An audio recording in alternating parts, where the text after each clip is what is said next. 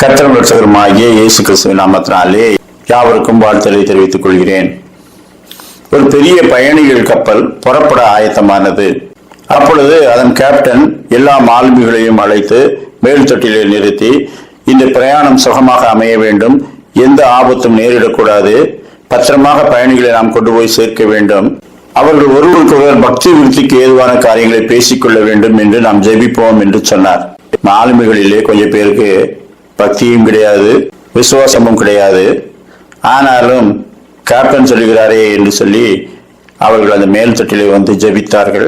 ஒரு மாலுமி மற்றவரிடத்திலே சொன்னார், மீன் யோனாவை விழுங்கியது, அவன் காப்பாற்றப்பட்டான், இது போன்ற பொய்யான கதைகள் ஏராளம் இருக்கிறது, அதையெல்லாம் நான் நம்ப தயாரா இல்லை, நீ எப்படி என்று மற்றவனை பார்த்து கேட்டான்.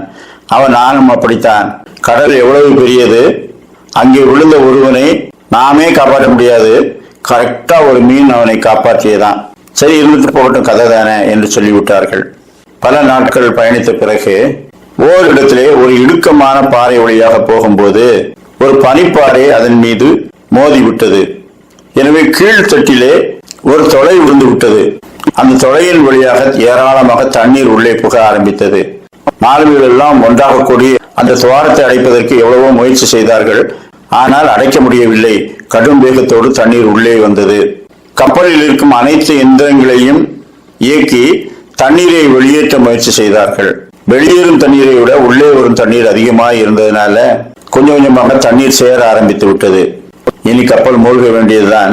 எனவே நாம் மேல் தட்டில் போய் மற்ற தட்டுகள் எல்லாவற்றையும் இழுத்து மூடி பார்ப்போம் என்று அவர்கள் 2வது தட்டிலே ஏறி எல்லா பகுதியையும் அடைத்தார்கள்.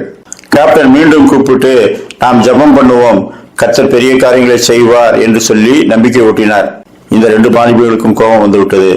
கர்த்தர் தான் ஓட்டை உள்ள வச்சுட்டார, இனி என்ன செய்ய போகிறார் என்று அவர்கள் அவிசுவாசத்தோடு ஆனாலும் ஜெபித்தார்கள். சரி, கீழ்த்தட்டு முழுவதும் இப்பொழுது தண்ணீர் நிரம்பி இருக்கும், ஒருவர் போய் பாருங்கள் என்று அனுப்பினார். அங்கே போனால் அதில் தண்ணீர் இல்லாமல் சுத்தமாக காய்ந்திருந்தது போல இருந்தது. என்ன, ஒரு முகத்தை தண்ணீர் வந்து கொண்டிருக்கிறது, இது எப்படி காய்ந்தது என்று போய் பார்த்தால் அந்த தொலையின் மீது ஒரு பெரிய மீன் ஒட்டி கொண்டிருந்தது. அந்த மீன் இந்த கப்பலில் ஏதாவது கிடைக்குமா என்று இதை சுற்றி வரும்போது அந்த துவாரத்தின் வழியாக தலையை உள்ளே விட்டு விட்டது.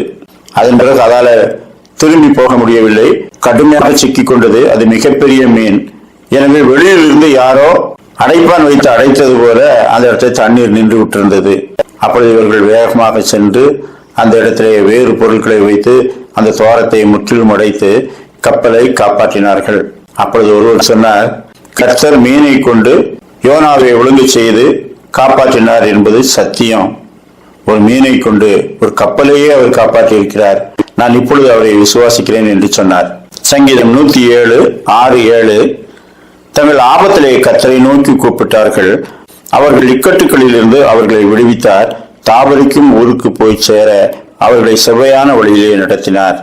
ஆம், சர்வ வல்லமை உள்ள கர்த்தரை நாம் தொழுது கொள்வோம். ஆபத்து காலத்தில் என்னை நோக்கி கூப்பிடு, நான் உனக்கு மறு உத்தரவு அருளி செய்து உன்னை காப்பாற்றுவேன் என்று அவர் வாக்குத்தத்தம் கொடுத்திருக்கிறார். எனவே அவரோடு இருப்போம். கர்த்தர் தாமே அப்படிப்பட்ட நல்ல சிந்தனைகளை நமக்கு தந்தருள்வாராக. ஆமேன்.